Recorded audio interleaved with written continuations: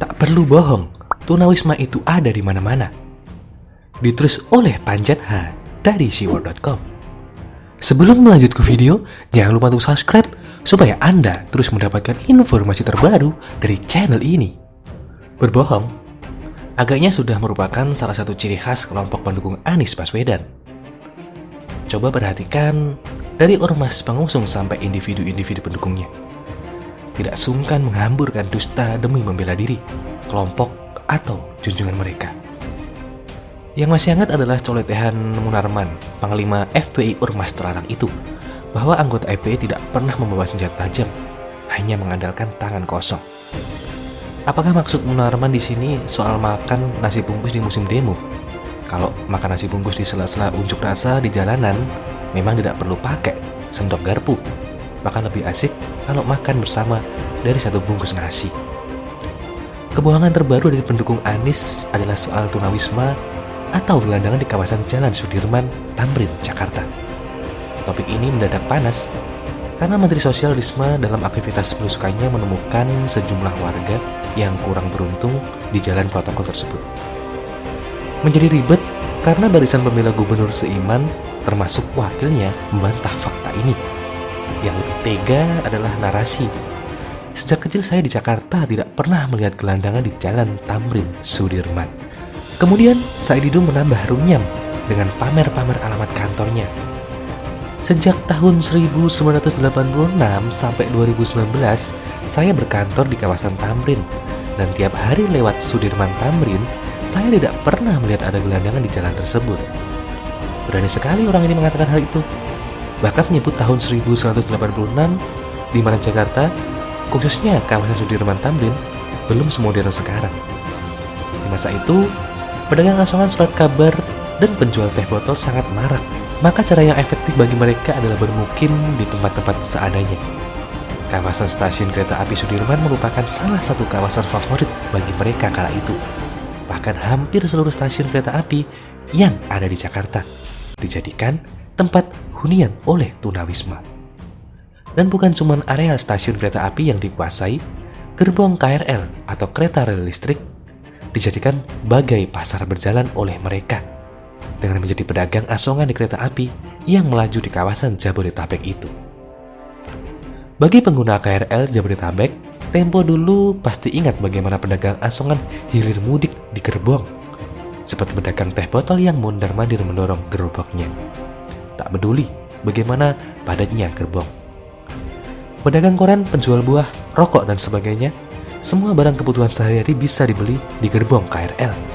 Dan banyak dari mereka yang bermukim di kawasan stasiun itu, termasuk di peron, bagian dalam stasiun. Pemandangan yang sudah biasa di mata warga DKI Jakarta ini akhirnya berakhir setelah PT KAI dikelola oleh Ignatius Jonan. Sebagai dirut PT KAI, Jonan melakukan langkah super spektakuler yang sulit dipercaya, yang mengubah wajah perkereta-apian negara ini menjadi seperti yang sekarang ini. KRL tidak lagi menjadi pasar berjalan, kawasan dalam stasiun pun steril. Artinya, klaim oknum bahwa tidak ada tunawisma di sepanjang Tamrin Sudirman itu hanya asal bunyi, tanpa otak dan nalar ingin membela junjungannya. Sekalipun harus menyemburkan dusta, dia menganggap jutaan orang yang hidup di Jakarta ini sebagai apa? Kok begitu enteng mengatakan tidak pernah melihat tunawisma? Tunawisma itu sudah menjadi bagian dari kehidupan kota modern yang cenderung individualisme ini. Jangankan di Jakarta, masih banyak berkutat dengan banyak problema kependudukan.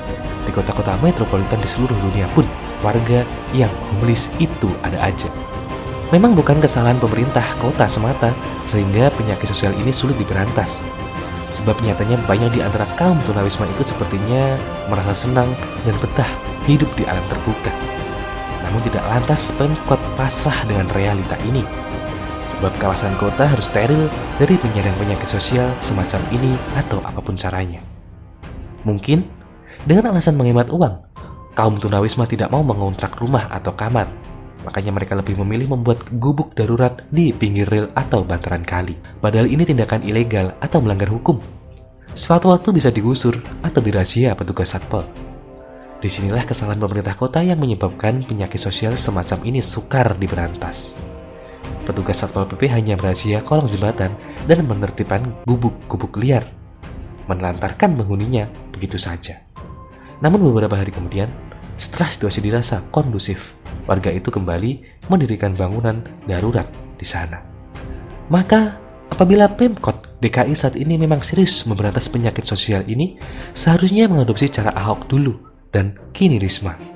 Ahok sebelum menggusur warga dari bantaran kali, dia sudah menyiapkan rusun bagi mereka. Bagi yang tidak ingin menempati rusun, dengan sewa terjangkau, dipersilakan pulang kampung. Kini Mensos Risma memberikan solusi soal permukiman bagi penghuni kolong jembatan, bahkan pekerjaan bagi sejumlah tunawisma.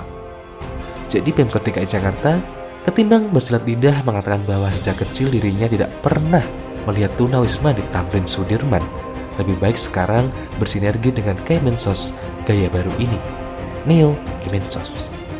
Yakinlah Bang Anies, Mensos Risma tidak akan sanggup mengambil alih pekerjaanmu, sebab ada banyak warga DKI Jakarta yang perlu dilantaskan dari penyakit sosial yang membelit sejak lama.